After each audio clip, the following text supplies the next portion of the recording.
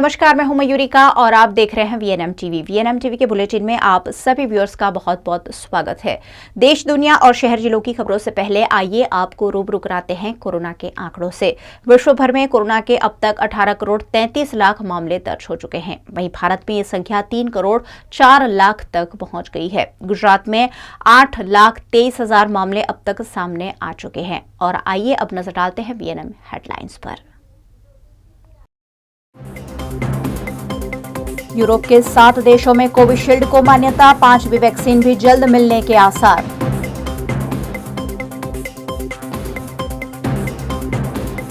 आप नेताओं पर हमले का केजरीवाल ने किया विरोध, सीएम रूपाणी से मांगी सुरक्षा।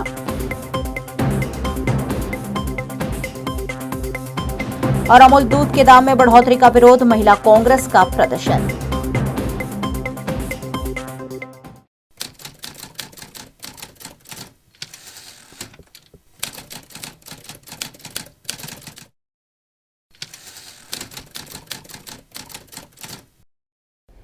यूरोप के 7 देशों ने आखिरकार भारतीय वैक्सीन कोविशील्ड को अनुमति दे दी है। वहीं अब भारत को 5वीं वैक्सीन भी जल्द मिलने की उम्मीद है। कोरोना वायरस का कहर कम होने के बाद यूरोप जाने की चाहत रखने वाले भारतीयों के लिए टीकाकरण के बाद खड़ा हुआ संकट अब खत्म हो गया है। विदेश की यात्रा पर जाने की तैयारी कर रहे भारतीय नागरिकों के लिए खुशखबर है। अब यूरोप के देशों पर जाने की चाह रखने वाले भारतीय यूरोप जा सकेंगे। यूरोपीय संघ के 7 देशों और स्विट्जरलैंड ने भारत की कोरोना वैक्सीन कोविशील्ड को मान्यता दे दी है। वहीं भारतीय कंपनी जायडस कैडिला ने अपने कोरोना टीके के आपातकालीन इस्तेमाल के लिए मंजूरी मांगी है, जिसके लिए भारत के औषधि महानियंत्रक डीसीजीआई को पत्र लिखा गया है। कंपनी का दावा है कि उनका टीका 12 साल से ऊपर के सभी लोगों को लगाया जा सकेगा। इस कोरोना टीके के तीसरे चरण का ट्रायल भी हो चुका है। जूनागढ़ में आम आदमी पार्टी के नेताओं पर हुए हमले मामले दिल्ली के मुख्यमंत्री अरविंद केजरीवाल ने गुजरात के मुख्यमंत्री विजय रूपाणी से बातचीत कर कार्यकर्ताओं की सुरक्षा सुनिश्चित करने की मांग की है। जूनागढ़ जिला के विसावदर के लेरिया गांव के पास आम आदमी पार्टी के नेता ईसुदान गढ़वी और पाटीदार नेता महेश सवाणी द्वारा जनसंवेदना यात्रा का आयोजन किया गया था। वरिष्ठ पत्रकार ईसुदान गढ़वी और सूरत के बड़े उद्योगपति महेश सवाणी हाल ही में आम आदमी पार्टी में जुड़े हैं। आप नेताओं की जनसंवेदना यात्रा के दौरान उनके काफिले पर हमला हो गया, जिसमें इन नेताओं की गाड़ी के कांच तोड़े गए और कार्यकर्ताओं से मारपीट भी की गई। कुछ लोग ईसुदान गढ़वी और महेश सवाणी का विरोध करने पहुंचे हुए थे और उन्होंने ही काफिले पर हमला कर दिया। हमले में आम आदमी पार्टी का एक नेता घायल भी हुआ है। आम आदमी पार्टी के ईसुदान गढ़वी ने बीजेपी के कार्यकर्ताओं पर हमले का आरोप लगाया है। જૂનાગઢના વિસાવદરના લેરિયા ગામ ખાતે જે લોકો કોરોનાથી જે મૃત્યુ પામ્યા છે એમની સંવેદના એમના દુઃખમાં સહભાગી થવા માટે જ્યારે જઈ રહ્યા હતા ત્યારે 40 થી 50 જેટલા લોકોએ હથિયારો વડે, લોખંડના પાઇપ વડે, પથ્થરો વડે અમારી ગાડીઓ પર હુમલા કર્યા છે। ઈશુદાનભાઈ, મહેશ સવાણી અને હું પોતે માંડ કરીને ત્યાંથી બચ્યા છે અને અમારા અનેક કાર્યકર્તાઓમાં 2 થી 3 કાર્યકર્તાઓ ગંભીર રીતે ઘાયલ થયા છે। ત્યારે અમારા કાર્યકર્તાઓએ પોલીસ સ્ટેશનમાં અરજી પણ કરી હતી, પ્રોટેક્શનની અરજી પણ કરી હતી। ત્યારે મારે કહેવું છે કે લો એન્ડ ઓર્ડરની જવાબદારી કોની છે? આ રીતે જ્યારે ભાજપના પ્રેરિત ગુંડાઓ હુમલાઓ કરતા હોય, એમને દબાવવાનો પ્રયાસ કરતા હોય, ત્યારે અમારી ખુલ્લી ચેલેન્જ છે કે તમારે આ વખતે તમે બચી ગયા છે, હજુ પણ તમારે અમારી પર હુમલા કરાવવા હોય તો કરજો। અમે લોકોના હિત માટે, લોકોના દુઃખમાં સહભાગી થવા માટે અમારી પૂરી તૈયારી છે। અમે ઘરેથી પૂરી તૈયારી કરીને નીકળ્યા છે એટલે ડરવાની વાત અમારા ઓલામાં આવતી નથી। પરંતુ તમે ગુજરાતને ભાજપ કરવા, ગુજરાતને બિહાર જેટલી પરિસ્થિતિ ઊભી કરવા માટે નીકળ્યા છો, એ ખૂબ જ નિંદનીય बाबत છે। जन संवेदना मुलाकात के दौरान मैं, प्रवीण राम हमारे जो नेताजी हैं और महेश सवाणी जी 3 एक गाड़ी में सवार थे। 8 से 10 गाड़ियों के काफिलों के साथ हम जन संवेदना मुलाकात में जो कोरोना से जिसकी डेथ हुई है उस परिवार को मिलने जा रहे थे। पिछले 3 दिन से ये कार्यक्रम हमारा चल रहा था, लोगों का प्यार बहुत मिल रहा था, जिसलिए बीजेपी घबराई और बीजेपी के प्रेरित 20 से 25 गुंडे लोहे की पाइप लेकर, पत्थर लेकर हमारी गाड़ी पे हमला किया है। इतना ही नहीं, हम बार बार गाड़ी को पीछे घुमाकर बचने की कोशिश किए, फिर भी हमारे कुछ कार्यकर्ता हैं आम आदमी पार्टी के, वो लोग गंभीर तौर पे घायल हुए हैं और उनको अभी अस्पताल में दाखिल किया गया है। मुझे लगता है कि ये पूरी जिम्मेदारी बिहार बनाने की जिम्मेदारी भाजपा सरकार कर रही है। इसमें सीधे तौर पर मुख्यमंत्री और गृह मंत्री की जिम्मेदारी तय होती है, क्योंकि 20 से 25 लोग प्री प्लान कर किस तरह से हमला कर सकते हैं। आज हमने पहली बार मेरी ज़िंदगी में ऐसा हमला हुआ है। मैं सवानी भी साथ में था, हम तीनों गाड़ी में थे। मेरी गाड़ी के पूरे राइट साइड के और पीछे की साइड से लोहे की पाइप से पूरे कांच तोड़ दिए गए। ये तो हमने गाड़ी रिवर्स ली तुरंत। हमारी काफले की गाड़ियाँ भी कहीं हैं, उन पर भी हमला किया गया और हम सीट नीचे छुपने की वजह से अपनी जान बचा सके हैं, लेकिन फिर भी कुछ कार्यकर्ता गंभीर तौर पर घायल हुए हैं। मुझे लगता है कि यहाँ बिहार की स्थिति है, भाजपा इस तरह से राजनीति करेगी ये कभी पता नहीं था। आज ईसुदान गढ़वी पे हमला नहीं हुआ है, मैं सवानी पे नहीं हुआ है, कि नहीं सिर्फ प्रवीण राम पे आम आदमी पार्टी के कार्यकर्ता, लेकिन गुजरात की जनता पर हमला हुआ है और हमें डराने की कोशिश करते हैं। लेकिन मैं चैलेंज देता हूँ कि हम डरने वाले से नहीं है। आज भले जान बच गई, कल अगर आप में ताकत है तो फिर से आप मेरी जान ले लेना, लेकिन गुजरात की जनता के लिए जब तक सांस है तब तक लड़ेंगे। और मैं गुजरात की जनता को आह्वान करता हूँ कि ये सरकार, मुख्यमंत्री सभी ने हमला करवाया है तो उनको उनकी भाषा में हम जवाब देंगे और ये जवाब वोट से आप देना, क्योंकि जिस तरह से आज तो ठीक है कि हम बच गए हैं, बाकी जानलेवा हमला में मुझे लगता है कि जिस तरह से 20-25 लोग आपकी गाड़ी पे लोहे की पाइप और पत्थर से आए, तो मुझे लगता है कि बहुत बुरी हालत, बिहार से भी बुरी हालत गुजरात की हो चुकी है। अब ईश्वर इनसे बचाए। दिल्ली के मुख्यमंत्री अरविंद केजरीवाल ने गुजरात के मुख्यमंत्री विजय रूपाणी से इस घटना को लेकर बात की है। केजरीवाल ने गुजरात के सीएम से प्रदेश में आम आदमी पार्टी के नेताओं और कार्यकर्ताओं की सुरक्षा सुनिश्चित करने की और मामले पर एफआईआर दर्ज कर कार्यवाही तक की मांग की है। परिवारને સંવેદના પાઠવવા જઈ રહ્યા હતા ત્યારે લેરિયા ગામમાં અમારી 8-10 ગાડીનો કાફલો હજી પહોંચે ત્યાં લગભગ 20 થી 25 લોકોનું ટોળું લોખંડની પાઇપો અને પથ્થરોથી અમારી ગાડી ઉપર તૂટી પડ્યા હતા અને જે રીતે ગાડીઓ ઉપર હુમલો કર્યો, અમારી ગાડીમાં હું મહેશભાઈ સવાણી આગળ અને પ્રવીણરામ મારી બાજુમાં એવી રીતે બેઠા હતા અને અચાનક જ લોખંડની પાઇપોથી અમારા પર તૂટી પડ્યા। અમે પોતે છુપાઈ ગયા, सीट नीचे।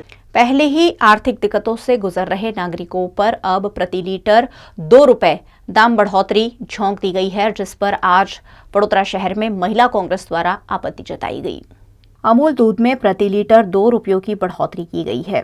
पहले ही आर्थिक महामारी और उस पर महंगाई से महिलाओं का बजट पहले ही बिगड़ा हुआ है और ऐसे में दूध के दामों में बढ़ोतरी से महिलाओं में नाराजगी देखने मिल रही है, जिसका विरोध करने के लिए वडोदरा शहर महिला कांग्रेस द्वारा जिलाधीश कार्यालय में आवेदन देकर मामले पर विरोध प्रकट किया।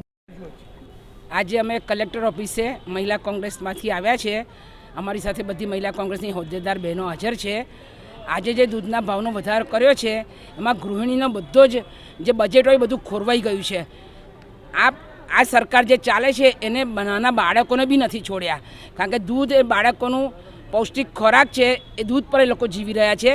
तो बाळकोने आटला मोघा मोघा दूध आपीशुं तो बाळकने चलावीशुं केवी रीते? आपणे आटली बधी सखत महामारी आई, छेल्ला 1.5 वर्षथी लोग कमाता नहीं, कोईने नौकरी धंधा छूटी गया है, रोजगार नहीं, अने तमे अभी जे रोजनी जरूरियातनी वस्तुना तमे भाव वधारो, एनी जोड़े जोड़े रांधण गैसना भाव भी वधार्या छे, तो तमे आ पेट्रोल डीजलना बधाना भाव वध्या छे, तो आवा भाव વધાર करशो तो सरकार क्या जईने बेसशे? એટલે અમારી નમ્ર વિનંતી છે કે અમે કલેક્ટરને આવેદનપત્ર અપાયા છે કે તમે દૂધની થેલીના ભાવ કમસે કમ એ પાછા ખેંચી લો એમ।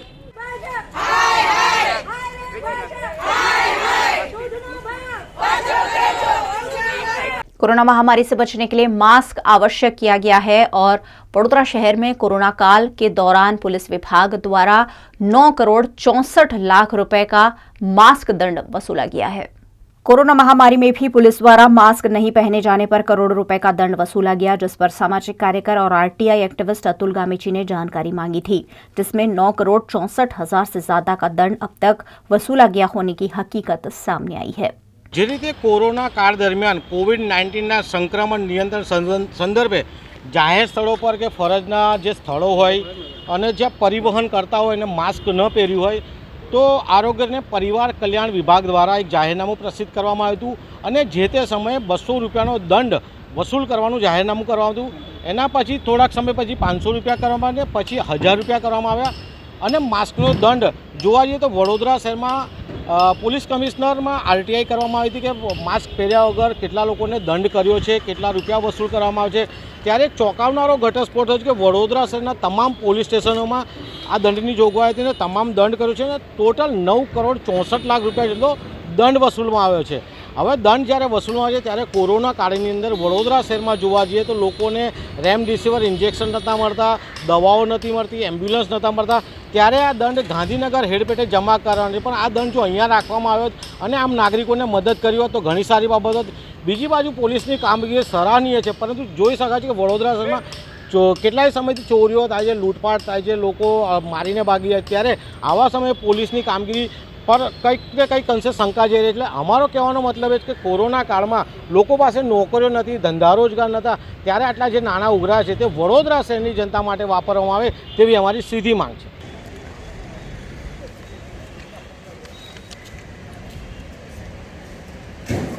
કે માસ્ક પહેર્યા વગર લોકો ફરતા હતા, માસ્ક લીધું હતું, કેટલા રૂપિયા દંડ વસૂલ્યો છે. તો 9 કરોડ રૂપિયા જેટલો દંડ વસૂલવામાં આવે છે અને આ દંડ વસૂલીને સીધો ગાંધીનગરના હેડમાં જમા કરવામાં આવે છે. गुजरात राज्य शिक्षा विभाग ने 10वीं और 12वीं के छात्रों को मास प्रमोशन दिया है, लेकिन 10वीं और 12वीं के रिपीटर छात्रों की परीक्षा ली जा रही है, जिस पर इंडियन यूथ कांग्रेस ने आपत्ति जताई. इंडियन यूथ कांग्रेस द्वारा जिलाधीश कार्यालय में आवेदन दिया गया, जिसमें 10वीं और 12वीं कक्षा के रिपीटर छात्रों की परीक्षा लेने पर आपत्ति जताई गई. 10वीं और 12वीं के रेगुलर छात्रों को मास प्रमोशन दे दिया गया है. ऐसे में रिपीटर छात्रों को भी मास प्रमोशन दिए जाने की मांग इंडियन यूथ कांग्रेस की ओर से की गई.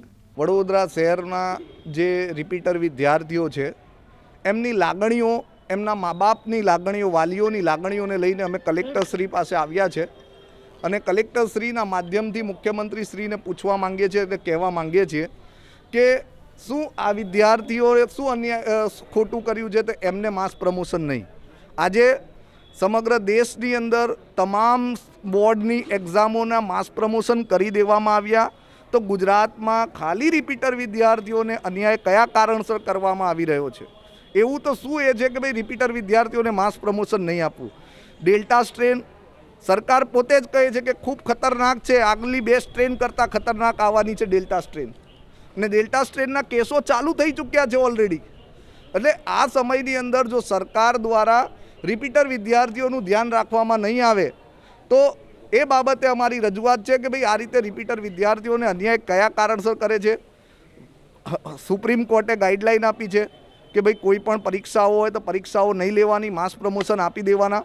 તો ખાલી આ જ વિદ્યાર્થીઓને અન્યાય કેમ? આંધ્રપ્રદેશમાં પણ આવો કિસ્સો બન્યો હતો અને આંધ્રપ્રદેશની અંદર રિપીટરોને પણ પ્રમોશન આપ્યા છે, તો ગુજરાતમાં કેમ નહીં?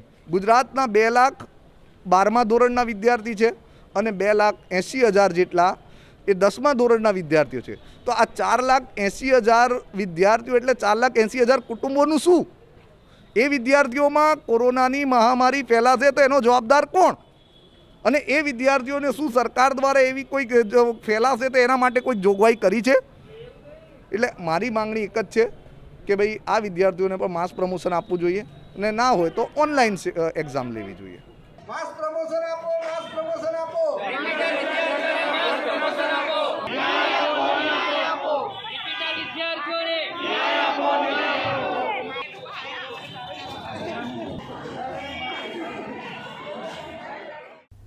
बीएनएम में वक्त है एक छोटे से ब्रेक का. बने रही हमारे साथ. ब्रेक के उस पार भी खबरें लगातार जारी रहेगी. I'm the joy.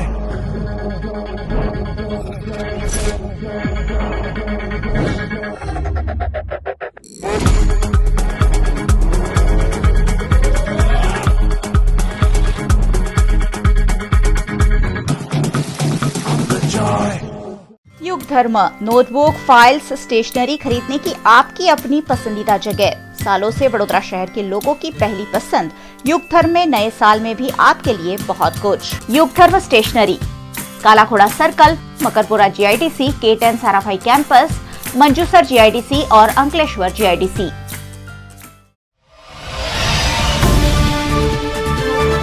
VNM news अब टीवी, यूट्यूब और फेसबुक के साथ साथ अवेलेबल है आपके एंड्रॉइड प्ले स्टोर में भी.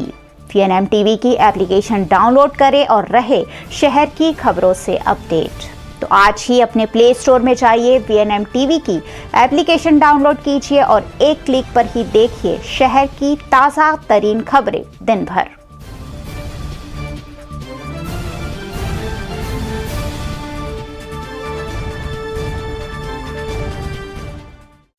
वडोदरा शहर के अकोटा इलाके में शालीमार फर्निशिंग नामक भव्य शोरूम का उद्घाटन आज हुआ है।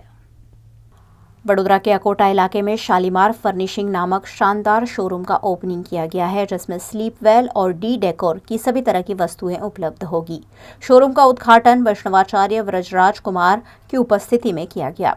इस शोरूम में स्लीपवेल की सभी तरह की मैट्रेसेस अवेलेबल है। साथ ही डी डेकोर के तरह तरह के प्रोडक्ट्स भी हैं जो आपके घर को एक नया और यूनिक लुक देते हैं। अकोटा में जैन मंदिर के पास सिल्वर फॉर्चून में इस शोरूम का उद्घाटन हुआ है। આજરોજ પશ્ચિમ વિસ્તારના અંદર અકોટા વિસ્તારના અંદર એક નવા શોરૂમનું ઉદ્ઘાટન કરી રહ્યા છે, જે પૂજ્ય શ્રી બાવાશ્રી વ્રજરાજકુમારજીના હસ્તે આજે અમે આ ઓપનિંગ કર્યું છે। અમે લોકો છેલ્લા 35 વર્ષથી આ ધંધામાં જ છીએ, જે અમે આજથી 11 વર્ષ પહેલાં કારેલીબાગ વિસ્તારમાં એક સ્લીપવેલ વર્લ્ડ કરીને બહુ મોટો શોરૂમ ખોલ્યો। ત્યારબાદ અમે ફરી આ બાજુ અકોટાના અંદર સ્લીપવેલ ગેલેરી સ્વરૂપે નવો એક શોરૂમ ખોલીએ છીએ। આ બધું અમારા વ્રજરાજકુમારજીના આશીર્વાદથી જ અમે લોકો આટલું બધું આટલા સફળતા પ્રાપ્ત કરી છે। શાલીમાર ફર્નિશિંગ્સ નામનો એક અમે સ્ટોર ઓપન કર્યો છે સ્લીપવેલ ગેલેરી કાકોટા વિસ્તારમાં, અને અહીંયા સ્લીપવેલ કંપનીની તમામ પ્રોડક્ટ્સ તમને જોવા મળશે। તમે ડેમો પણ લઈ શકો છો। સારા એવા બેડ્સ મૂક્યા છે, આરામથી સૂઈને તમે આવી ચેક કરી શકો છો કયું મેટેરિયલ્સ તમને ગમશે। ડી ડેકોર ને ઘણી બધી વેલ નોન ફર્નિશિંગ બ્રાન્ડ્સ અમારી સાથે છે, જેમાં કર્ટન્સ છે, વોલપેપર્સ છે, કમ્ફર્ટર્સ, બેડશીટ્સ, ડોરમેટ્સ, ઘણી બધી એવી વસ્તુઓ છે જે તમારા ઘરને સજાવવામાં કામ લાગતી હોય છે। વ્રજરાજ બાવાના આશીર્વાદથી અમે એક નવો સ્ટોર ઓપન કર્યો છે, તો જરૂરથી પધારજો અમારા સ્ટોરમાં।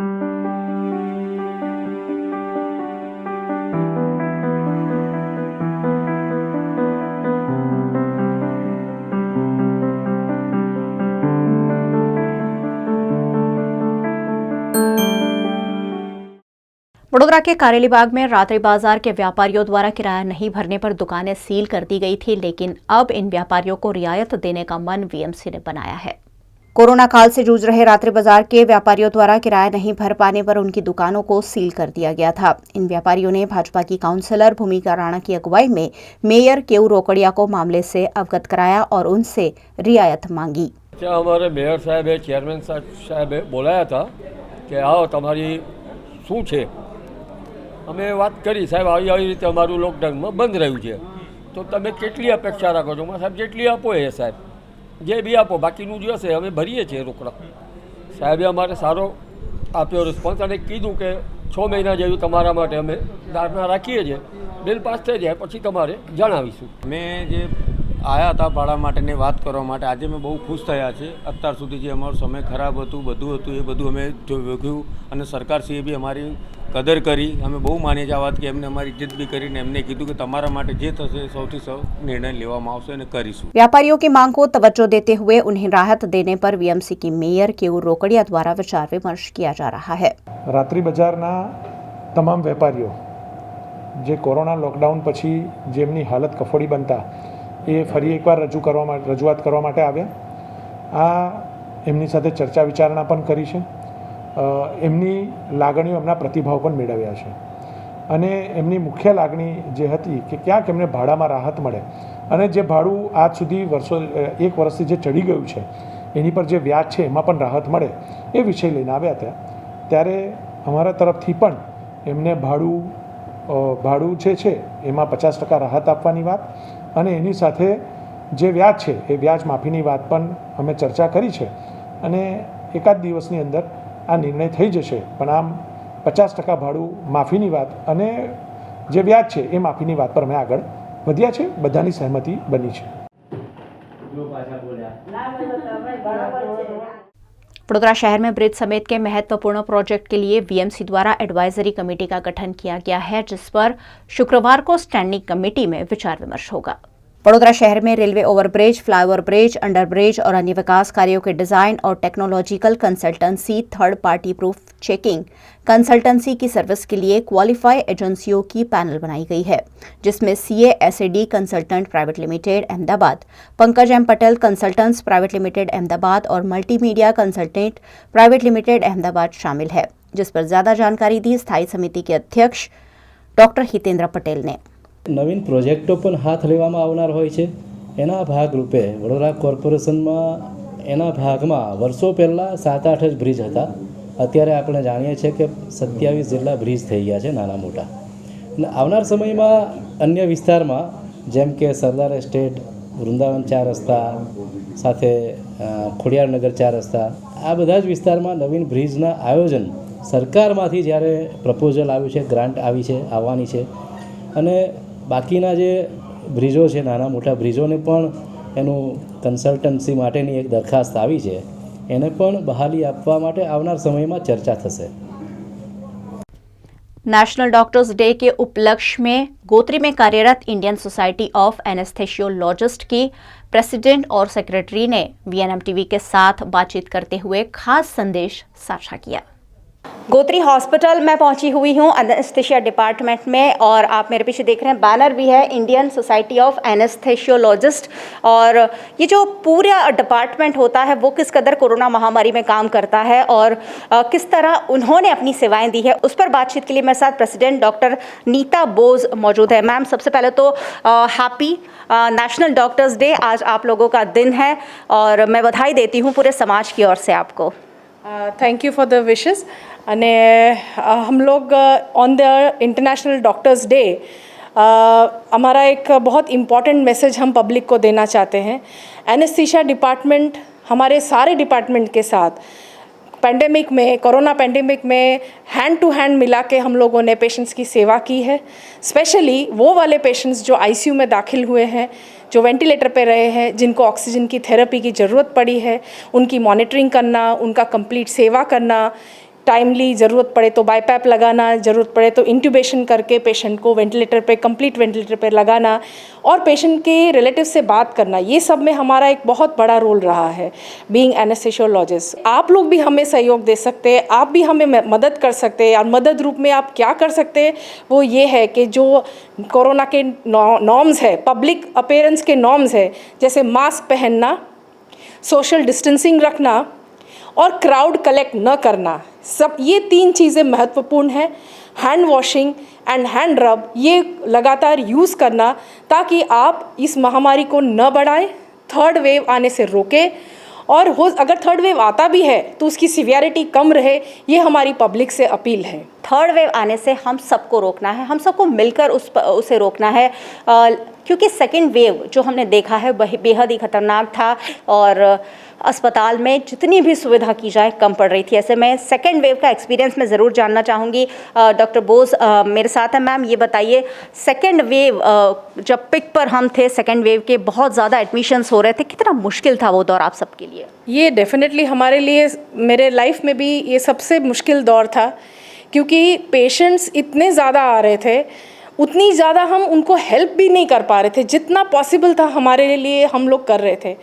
हमारे सारे डॉक्टर्स, सारे विभाग के डॉक्टर्स, चाहे वो क्लिनिकल भाग के हो या पैरा क्लिनिकल ब्रांचेस के हो, सभी लोग इसमें जुड़ गए थे। Right from interns, nurses, paramedics, senior doctors, junior doctors, residents, सब लोग लगातार 24 आवर्स रात दिन इसमें काम किया है। सो it was a real wave. Patients का वेव आता था, उनको दाखिल करना, उनको इमीडिएटली देखना, एंड ऐसा है कि एक पेशेंट आए तो दूसरा खड़ा हो जाए। So it was a continuous flow of patient जो हमने इस बार सेकेंड वेव में देखा है, and we have tried our best जितना कर सकते थे, एंड वी डेफिनेटली विश कि इससे आगे इस तरह का वेव ना हो। इंडियन सोसाइटी ऑफ एनेस्थेशियोलॉजिस्ट की सेक्रेटरी डॉक्टर चेतना अग्रवाल भी हमारे साथ है। मैम, आज नेशनल डॉक्टर्स डे है, सबसे पहले मैं विश करना चाहूँगी आपको। आप लोगों की सुरक्षा हमारे लिए भी बहुत इम्पॉर्टेंट है और समाज की सुरक्षा आपके लिए बहुत इम्पॉर्टेंट है। क्या कहना चाहेंगे आज के खास दिन पर, और खासकर जो पेंडेमिक से आप लोग गुजर कर आए हैं? 1.5 साल से ये कोविड पैंडेमिक पूरे विश्व में फैला हुआ है और एनेस्थेटिस्ट जनरली पर्दे के पीछे के डॉक्टर्स बोले जाते हैं। तो इस कोविड पैंडमिक महामारी में पता चला है कि एनेस्थेसियोलॉजिस्ट जो हैं वो सिर्फ ऑपरेशन थिएटर में ही काम नहीं करते हैं, बल्कि वो इमरजेंसी सर्विसेज भी प्रोवाइड करते हैं। वो आईसीयू में एज इंटेंसिविस्ट भी काम करते हैं, पेन मैनेजमेंट भी काम करते हैं, लोगों का जो जान होती है उसको भी बचाते हैं। हम लोग सीपीआर ट्रेनिंग में स्पेशलिस्ट होते हैं, तो कोई भी पेशेंट अगर मरने वाला होता है तो उसको हम बचाते हैं। इंट्यूबेशन करना हमको सबको बहुत अच्छे से आता है, जो वेंटिलेटर मैनेजमेंट होता है वो भी हम सबको आता है। और कहीं पे भी आप देख लें तो एनेस्थेसियोलॉजिस्ट के बगैर कोई सर्जरी भी नहीं होती है। तो एनेस्थेसियोलॉजिस्ट जनरली अभी तक बैकग्राउंड में रहे थे, पर्दे के पीछे रहे थे, लेकिन कोविड पैंडमिक से पता चला है, काफ़ी लोगों को पब्लिक में थोड़ी अवेयरनेस आई है कि एनेस्थेसियोलॉजिस्ट कितनी आगे काम करते हैं और पेशेंट्स का मैनेजमेंट में उनका कितना बड़ा योगदान होता है। डॉक्टर्स डे पर आज एक और मसला भी मैं ज़रूर उठाना चाहूँगी। डॉक्टरों पर हमलों की बात लगातार इवन की पैंडमिक में भी सामने आती रही, क्या कहेंगे उस पर? सोसाइटी से क्या कहना चाहेंगे? सोसाइटी को मैं इतना कहना चाहूँगी कि देखिए, ये चीज़ जो है ये हमारे हाथ में हर बार नहीं होती है। हमारा काम होता है पेशेंट मैनेजमेंट करना, उनका जान बचाना, उनका जो भी ट्रीटमेंट करना होता है वो हमारे हाथ में होता है। ये चीज़ें जो जैसे ऑक्सीजन की कमी हो जाती है या दवाइयाँ नहीं मिलती हैं, ये सब एडमिनिस्ट्रेटिव पर्पस होता है, ये एडमिनिस्ट्रेटिव मैनेजमेंट होता है। तो वो सब में हम लोग बहुत ज़्यादा नहीं कर पाते, जितना हमारी कैपेसिटी है हम उतना करते हैं। लेकिन क्योंकि इतने सारे पेशेंट्स एक साथ आ गए हैं तो हर चीज़ की कमी हो जाती है। गवर्नमेंट भी कोशिश कर रही है, हॉस्पिटल एडमिनिस्ट्रेशन भी कोशिश करता है, लेकिन कहीं ना कहीं ये थोड़ी कमी मैनेज हो जाती है कि पेशेंट्स ज़्यादा हैं और दवाइयाँ या ऑक्सीजन कम है। तो पेशेंट्स और उनके रिलेटिव्स को समझना चाहिए कि ये महामारी चल रही है, हम लोग पूरा प्रयत्न कर रहे हैं, तो हम उनसे भी उतना ही सहयोग मांगते हैं कि हमारी दशा भी समझे कि 24 घंटे हम जो काम कर रहे हैं तो थोड़ी हमारी कंडीशन भी समझिए। हम भी हमारे फैमिलीज़ को छोड़ के काम करते हैं, घर जाके हमको भी टेंशन होता है कि फैमिली को कुछ ना हो जाए। तो प्लीज़ हमारी दशा भी थोड़ी समझिए। हम आप लोग के लिए हमेशा काम करेंगे, तो हमको सिर्फ इतना चाहिए कि हमको थोड़ी सी मान दें, थोड़ा सा सम्मान दें और हमारे अगेंस्ट ऐसे इंसिडेंसेस ना हो, क्योंकि हम सिर्फ और सिर्फ आपके लिए हैं, आपका जान बचाने के लिए, आपको ट्रीट करने के लिए हैं। वडोदरा महानगर पालिका द्वारा कलाली और समा इलाके में सुचारू जलापूर्ति की योजना बनाई है, जिसे कल स्टैंडिंग कमेटी में पेश किया जाएगा। वडोदरा महानगर पालिका की हद में नए इलाके शामिल हुए हैं। इन इलाकों में जलापूर्ति की व्यवस्था वडोदरा महानगर पालिका द्वारा की जा रही है, जिस पर स्थायी समिति के चेयरमैन डॉक्टर हितेंद्र पटेल ने जानकारी दी। वडोदरा म्युनिसिपल કોર્પોરેશન જ્યારથી પણ એમાં સમાવિષ્ટ એરિયા જે નવીન ગામો છે એના પર અવારનવાર કાર્યક્રમો, એના ઇન્ફ્રાસ્ટ્રક્ચરના કામો હોય કે અન્ય કામો, પાણી ડ્રેનેજ મૂળ છે અને રોડ રસ્તા લાઇટ એ પછીનો વિષય છે, પરંતુ પહેલાં પાણી ડ્રેનેજ દરેક વ્યક્તિને પ્રોપર હોય એવી એક પ્રાથમિકતા સાથે કોર્પોરેશન આગળ વધી રહ્યું છે। નવીન સમાવિષ્ટ વિસ્તાર અને ઓજી વિસ્તાર જે પણ કોર્પોરેશનમાં નવા સમાવવામાં આવે છે, ખાસ કરીને પશ્ચિમ વિસ્તારમાં વધારે ગામોનો સમાવેશ છે, એ બધા ઉપર એક દરખાસ્ત આવી છે અને આવનાર સમયમાં એના ઉપર કામ થનાર છે। वडोदरा महानगर पालिका के फाइलेरिया विभाग में फील्ड वर्कर और पब्लिक हेल्थ वर्कर को हो रहे अन्याय मामले कांग्रेस की नेता अमीरावत ने आवाज उठाई है। 2016 सालમાં જ્યારે પબ્લિક હેલ્થ વર્કર્સની નિમણૂક થઈ ત્યારે ઘણી બધી મેલેરિયા ફાઇલેરિયાની બહેનો જે કામ કરતી હતી એ લોકોને છૂટા કરવામાં આવ્યા। એમના વર્ષોનો એક્સપિરિયન્સનું કોર્પોરેશનને લોસ ગયો ને એના પછી લગભગ 1-2 વર્ષ સુધી કામગીરી બી સફર થઈ। હવે પબ્લિક હેલ્થ વર્કર્સને લીધા હતા અને એ લોકો ટ્રેન થઈ ગયા છે over a period of time. Contractual 11 મહિનાના કોન્ટ્રાક્ટ પર આ લોકોને લીધેલા। મલ્ટીપર્પઝ હેલ્થ વર્કરની પોસ્ટ આપણે ત્યાં ખાલી હતી, એટલે એ લોકોની તમામ કામગીરી બી પબ્લિક હેલ્થ વર્કર્સે કરી છે। સાથે સાથે કોરોનાના કાળમાં as a frontline worker sanitization કરવાનું હોય કે કોઈને ક્વોરન્ટાઇન કરવાનો હોય, ઇવન RT-PCR ટેસ્ટ લીધા છે અને તમામ કામગીરી આ જ લોકોએ કરી છે। In fact they have worked as multipurpose health workers, પણ એમની નિમણૂક એ પ્રમાણે નહોતી। અત્યારે એ લોકોને જ્યારે બીજી કોર્પોરેશનમાં મલ્ટીપર્પઝ હેલ્થ વર્કરની ભરતી નીકળી છે ત્યારે એ લોકોની પબ્લિક હેલ્થ વર્કરની કામગીરીને એઝ એ એક્સપિરિયન્સ નથી ગણાતી, પણ ખરેખર એ લોકોએ એની કામગીરી કરી છે। એવા સંજોગમાં કોર્પોરેશનને એઝ અ ગુડવિલ આ લોકોને જે કામગીરી કરી હોય જો એમના એક્સપિરિયન્સ સર્ટિફિકેટમાં મેન્શન કરે તો કદાચ બીજે એમને નોકરી મળવામાં સરળતા રહે। સાથે સાથે એ લોકોએ અહીંયા હવે બરોડા કોર્પોરેશનમાં જે એક્સપિરિયન્સ લઈ લીધો છે, તો બરોડામાં જે બી ભરતી થતી હોય હેલ્થ સેક્ટરમાં, જો એ લોકોને પ્રાધાન્ય આપવામાં આવે તો કોર્પોરેશન એમના એક્સપિરિયન્સને લૂઝ નહીં કરે અને એ લોકોની સાથે બી એક રીતે ન્યાય થશે. તો અમે એવી રજૂઆત આજે કમિશનરશ્રીને લખી છે કે એ લોકોના એક્સપિરિયન્સ સર્ટિફિકેટમાં એ લોકોએ જે કામગીરી કરી છે તમામ મેન્શન કરવામાં આવે, જેથી બીજે એમને નોકરીમાં સરળતા રહે અને રેગ્યુલર નોકરીના એ લોકોને બી લાઈફમાં એ લોકો આગળ વધી શકે. અને સાથે સાથે કોર્પોરેશનમાં જે બી ભરતી થાય એ ભરતીમાં એ લોકોને પ્રાધાન્ય આપવામાં આવે, એવી રજૂઆત મેં એમના બિહાફ કરી છે. रेल कर्मचारियों के हित में फिर एक बार आवाज उठाते हुए WRMS द्वारा एक पत्रकार परिषद का आयोजन किया गया. वेस्टर्न रेलवे मजदूर संघ द्वारा कई मांगों को लेकर आज एक पत्रकार परिषद आयोजित की गई, जिसमें WRMS के अध्यक्ष शरीफ खान ने कर्मचारियों को आ रही दिक्कतों पर सरकार का ध्यान आकर्षण कराया. इस प्रेस कॉन्फ्रेंस के जरिए ड्यूटी के दौरान मौत होने पर रेल कर्मचारी को 50 लाख का मुआवजा देने की मांग की गई. आने वाले दिनों में मांगे नहीं स्वीकारे जाने पर उग्र आंदोलन की बात भी कही गई है. आज की जो प्रेस वार्ता है उसका मेन मकसद जो है कि अभी परसों दिल्ली में नॉर्थ ब्लॉक में भारत सरकार के सबसे बड़े अधिकारी कैबिनेट सेक्रेटरी होते हैं, उनकी अध्यक्षता में जो सेंट्रल गवर्नमेंट एम्प्लॉयज़ की फेडरेशंस की मीटिंग हुई, अहम मीटिंग हुई, जिसमें सभी डिपार्टमेंट के सचिव जब कैबिनेट सेक्रेटरी बैठते हैं तो होते हैं, वित्त मंत्रालय का भी होता है, एक्सपेंडिचर कंट्रोल का होता है, दूसरे सभी डिपार्टमेंट के होते हैं, रेलवे का होता है. और वहाँ पे हमारे डॉक्टर M राघवैया जी जो NFIR के राष्ट्रीय महामंत्री है और 34 लाख केंद्रीय कर्मचारियों के भी वो स्टाफ साइड के लीडर हैं, उन्होंने वहाँ पे ये रजूआत की कैबिनेट सेक्रेटरी को कि हमने 2020 में भी हमारे लोगों ने रेल की सेवा, देश की सेवा करते हुए अपनी प्राण की आहुति दी, उनका स्वर्गवास हुआ, वो शहीद हुए. और अभी 2021 में भी हमारे लोग करीबन वेस्टर्न जोन में 300 से 350 लोग शहीद हुए. तो हमें एक तो कोरोना वॉरियर्स को हमको ट्रीट करते हुए हमें कोरोना वॉरियर की जो 50 लाख का जो मुआवजा हमें मिलना चाहिए, भुगतान हमें होना चाहिए, वो रजूआत की. हमारी जो समस्याएं जो खास करके महंगाई भत्ता, जो सर्विंग एम्प्लॉय को महंगाई भत्ता देना है वो जनवरी से फ्रीज किया है, बंद किया सरकार ने. और जो हमारे पेंशनर्स है जो कि जिसमें 15 लाख करीबन 15 लाख हमारे रिटायर्ड फौजी भी है, 40 से 50 लाख पेंशनर है, उसमें 15 लाख फौजी भाई भी है. उनका डियरनेस रिलीफ भी, उनका भी वो भी जो फ्रीज किया है वो रिलीज़ करना चाहिए इमीडिएटली, क्योंकि सरकार ने ये आश्वासित किया था उस टाइम पे 2020 में कि जुलाई में इसको हम शायद रिलीज़ करेंगे. तो जुलाई में ये रिलीज़ करें, ऐसा उनसे निवेदन है. कैबिनेट सेक्रेटरी ने कहा कि ये मसला में आपकी बात, उन्होंने कोई निर्णय नहीं लिया, बाकी बहुत सारी बातें हुई, उसमें चर्चा हुई. उन्होंने कहा आपकी ये बात मैं कैबिनेट सेक्रेटरी और प्रधानमंत्री जी तक पहुंचवा दूंगा, पर वो निर्णय जैसे कि कल राघवैया साहब वित्त मंत्री जी को भी चिट्ठी लिखी, उनसे बात की और उन्होंने भी ये कहा कि मैं आपकी बात प्रधानमंत्री जी को पहुंचाऊंगी और उनके वो ये निर्णय ले सकते हैं.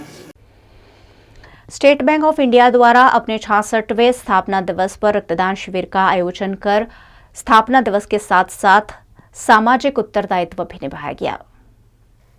आज देश के अग्रणी bank state bank of India के 66वें स्थापना दिवस पर शहर के जलाराम ब्लड बैंक के सहयोग से सयाजीगंज SBI में रक्तदान शिविर का आयोजन किया गया था. इस कार्यक्रम में बड़ी संख्या में पदाधिकारियों और एवं कर्मचारियों को भी आमंत्रित किया गया था. यह कार्यक्रम दरअसल SBI ऑफिसर्स यूनियन कर्मचारी संघ द्वारा पैराडाइज कॉम्प्लेक्स में आयोजित किया गया था, जिसमें अधिकारी संघ के अध्यक्ष नीलेश राडिया और कर्मचारी संघ के अध्यक्ष कौशिक पटेल सहित कई बड़े पदाधिकारी व कर्मचारी भी मौजूद रहे थे. હું તો બેંકને લગભગ 35 વર્ષથી ઓળખું છું. 66મો જન્મદિવસ છે એટલે મારો લગભગ 60% હિસ્સો બેંકમાં જ ગયો છે. મને ઘણી જ આનંદની લાગણી અનુભવાય છે કે હું બેંકને માટે આજે બ્લડ ડોનેટ કરી રહી છું. એનો મને ઘણો જ આનંદ છે અને બેંક પ્રતિ મને બહુ જ ગર્વ છે. એસોસિએશને જે આ કાર્ય ઊભું કર્યું છે એના માટે પણ મને ઘણો ગર્વ છે. સ્ટેટ બેંક ઓફ ઇન્ડિયા એક કોર્પોરેટ સિટીઝન છે અને સ્ટેટ બેંક ઓફ ઇન્ડિયાએ કોરોના કાળ દરમિયાન પણ ઘણી બધી સામાજિક પ્રવૃત્તિઓ જેવી કે ઓક્સિજન કોન્સન્ટ્રેટરનું દાન, ઓક્સિજન સિલિન્ડરનું ડોનેશન, પાણીની બોટલો, વેક્સિનેશન સેન્ટર ઉપર ડોનેશન, જલારામ બ્લડ બેંકની સાથે પીડિયાટ્રિક વોર્ડની અંદર ગ્લવ્સ, સેનિટાઈઝર, માસ્ક, પીપી કિટનું ડોનેશન, ઘણી બધી વડોદરાની આસપાસના એરિયાની ઝૂંપડપટ્ટીના લોકોને, રેલવે યાર્ડના મજદૂરોને રાશન કીટનું વિતરણ જેવી અનેકવિધ પ્રવૃત્તિઓ સ્ટેટ બેંક ઓફ ઇન્ડિયાએ કોવિડ કાળ દરમિયાન સમાજ માટે પણ કરી છે. અમારા એમ્પ્લોયી માટેની તો કાળજી વિશેષ રાખેલી જ છે, પણ સમાજ માટે પણ આ પ્રવૃત્તિઓ કરેલી છે અને જેનું આપ સૌએ પણ અમને સારી રીતે એનું કવરેજ કરી અને લોકો સમક્ષ પહોંચાડવાની જે તમે પહેલ કરી છે એના માટે આપ લોકોના પણ અભિનંદન. અને આજે જ્યારે સ્ટેટ બેંક ઓફ ઇન્ડિયા એમનો સ્થાપના દિવસ 66મો સ્થાપના દિવસ ઉજવી રહી છે, ત્યારે અમારી કોર્પોરેટ સેન્ટર દ્વારા જણાવવામાં આવ્યું કે આ વખતે જ્યારે કોરોના કાળમાં બ્લડ અને પ્લાઝમાની ખૂબ જ જરૂરત ઊભી થયેલી હતી, તો એ સંદર્ભે અમારા state bank of India officer association, state bank of India employees union અને અમારી સેવાની જે સંસ્થા છે એ ત્રણેયના સાથ સાથે સ્ટેટ બેંક ઓફ ઇન્ડિયાની સાથે જોડાઈને અમે આજે આ બ્લડ ડોનેશન કેમ્પનું આયોજન કર્યું છે. અને અમારા આ પ્રોગ્રામની અંદર અમે અહીંયા પેરેડાઇઝ કોમ્પ્લેક્સ અને વડોદરા મેઇન બ્રાન્ચ એવી 2 જગ્યા ઉપર અમે આયોજન કર્યું છે. આ 66માં અમારા સ્ટેટ બેંકના જન્મદિવસે અમે પહેલાં આપને પણ શુભેચ્છા આપીએ છીએ કે આપ લોકો સર્વ અમારી સાથે જોડાઈ રહ્યા છો. આજે અમારી બેંકે એક નવું સ્લોગન પણ ડિક્લેર કર્યું, આઈથી સ્ટાર્ટ કર્યું કે અમે બેન્કર છીએ, અમે જ સ્ટેટ બેંક છીએ. દરેક વ્યક્તિ પણ અને સ્ટાફ પણ. અમારી આ વર્ષોથી સેવાઓ બ્લડ ડોનેશનની ચાલતી રહેતી હતી. થોડા વર્ષોથી અમારે જે સુરક્ષમનું ઇસ્યુ થયા પછી અટકી ગઈ હતી. હવેથી ફરીથી અમે આ વર્ષ આ શરૂઆત કરી છે. અમે સતત આ રીતની સમાજ સેવાઓ કરતા રહીશું અને આપનો સહયોગ લેતા રહીશું. गुजरात राज्य शिक्षा विभाग द्वारा 10वीं के छात्रों को मास प्रमोशन दिए जाने के बाद अब परिणाम भी दे दिया गया है, जिसकी मार्कशीट स्कूलों से छात्रों को दी जा रही है। कोरोना के चलते साल 2020 के मार्च महीने से स्कूलें बंद है, जो 1.5 साल के बाद भी खुल नहीं पाई है। ऐसे में 10वीं कक्षा के छात्रों को राज्य सरकार ने मास प्रमोशन दिया है और 10वीं कक्षा का परिणाम भी अब घोषित हो चुका है। अमित नगर स्थित ब्राइट डे स्कूल द्वारा 10वीं कक्षा के छात्रों को बुलाकर मार्कशीट की हार्ड कॉपी दी जा रही है। छात्रों को एडमिशन में दिक्कत न आए, इसलिए फिलहाल स्कूल की ओर से ही मार्कशीट उपलब्ध कराई गई है। ગવર્મેન્ટે આ વખતે કોરોના ટાઈમની અંદર આ ડિસિઝન લીધું છે, એ પ્રમાણે રિઝલ્ટ બનાવવામાં આવેલું છે, જેમાં અત્યારે 10thની અંદર 2020-21માં જે છોકરાઓ હતા એ લોકો 19-20 વર્ષ દરમિયાન 9મામાં હતા. તો 9thના એમના ફર્સ્ટ ટેસ્ટના જે 50 માર્કની એક્ઝામ લેવાઈ હતી એને 20 માર્કની અંદર કન્વર્ટ કર્યા. સેકન્ડ ટેસ્ટ જે લેવાઈ હતી એને 50 માર્કને બી 20 માર્ક્સમાં કન્વર્ટ કર્યા. અને 10માની અંદર જે 80 માર્કની પ્રિલિમ એક જ લેવાઈ એને 30 માર્કની અંદર કન્વર્ટ કર્યા. અને આખા વર્ષ દરમિયાન જે યુનિટ ટેસ્ટ લેવાઈ હતી એમાંથી જે હાઈએસ્ટ 2 યુનિટ ટેસ્ટ હતો એના એવરેજ કરી અને એને 10 માર્કમાં, એટલે આ રીતે 9thના ફર્સ્ટ ટેસ્ટના 20, સેકન્ડ ટેસ્ટના 20, પ્રિલિમની અંદર 10thની પ્રિલિમના 30 માર્ક અને યુનિટ ટેસ્ટના 10 માર્ક, આવી રીતે કરી અને એમનું 100 માર્ક્સનું રિઝલ્ટ બનાવવામાં આવેલું છે. અને એનાથી છોકરાઓને આ વર્ષનો લોસ નથી ગયો અને છોકરાઓનું ભણતર સચવાઈ રહ્યું છે. અમે એમનું અડધો કલાકના સ્લોટ બનાવ્યા છે. અડધો કલાક દરમિયાન ખાલી 10 જ પેરેન્ટ્સને બોલાવ્યા છે. સ્ટુડન્ટ્સને લાવવાની ચોખ્ખી ના પાડવામાં આવી છે. કોઈ પણ એક પેરેન્ટ્સ જ આવશે. અને ગવર્મેન્ટે અમને જે ઓનલાઈન રિઝલ્ટ આપેલું છે એની જ અમે હાર્ડ કોપીમાં સ્કૂલના સહી સિક્કા સાથે એમને આપી રહ્યા છે કે જેથી આગળ એમને એડમિશન દરમિયાન કંઈ મુસીબત ના થાય. હા, આ વર્ષે મારે 10thની અંદર 184 સ્ટુડન્ટ હતા, જેમાંથી A1 ગ્રેડની અંદર 17 જણા છે અને A2 ગ્રેડમાં પણ 37 જણા છે. એટલે લાસ્ટ યર બી અમારા A1 ગ્રેડની અંદર 12 જણા હતા, એટલે એ જ પ્રમાણમાં થોડું વધારે સારું રિઝલ્ટ કરાય અને અમારું બ્રાઇટનું જ્વલન સિદ્ધિ જળવાઈ રહી છે. માર્કશીટ છે ઓરિજિનલ આપવાની બાકી છે. અરે નહીં 17, 18 हाँ। वीएनएम न्यूज रूम से आज बस इतना ही। वीएनएम के समाचार आप रोज रात 9 बजे फेसबुक और यूट्यूब पर लाइव भी देख सकते हैं। वीएनएम का यूट्यूब चैनल है, सब्सक्राइब जरूर कर लीजिए और बेल आइकन प्रेस कर दीजिए ताकि वीएनएम का हर अपडेट लगातार हर घंटे आप तक पहुंचता रहे। देखते रहिए वीएनएम, जुड़े रहिए वीएनएम के साथ। नमस्कार।